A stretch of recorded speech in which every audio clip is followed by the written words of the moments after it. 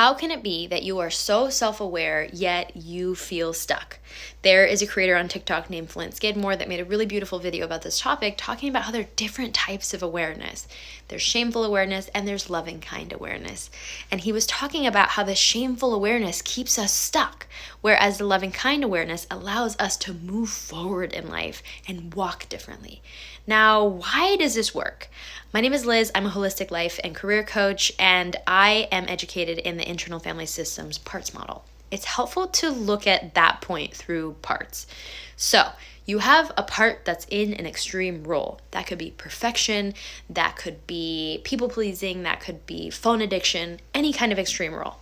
And then you have what he would probably call the shameful part, but I like to call the towarding part, a part that feels a specific way toward another part, right? Generally, towarding parts have a lot of shame stories. And these towarding parts were built as a byproduct of having, generally, it can be built many ways, but this could be one way, of having really judgmental adults in our childhood. So then the towarding parts get built because they're like, if I can judge myself more than the people in my life that are judging me now, then nobody can hurt me, right? And so then depending on how judgmental the people in our environment were growing up can depend on how judgmental we are towards ourselves. So you might have a perfectionist part and you're like, boundaries, you want to work on boundaries.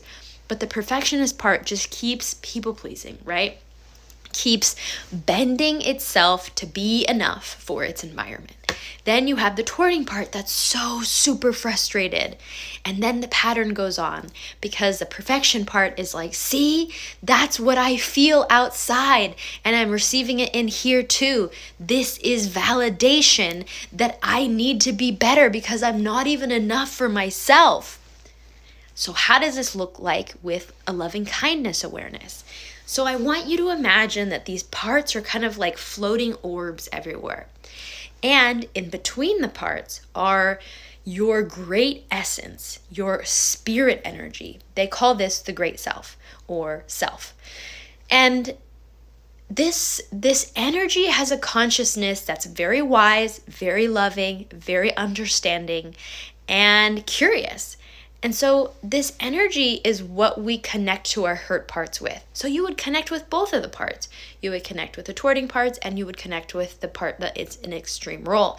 And you would just love them and say, thank you for trying to protect me with the tools that you have. This is what we're going to do anyway. And then you move forward in a really soft and gentle way instead of knee-jerking parts hurting parts in your internal system.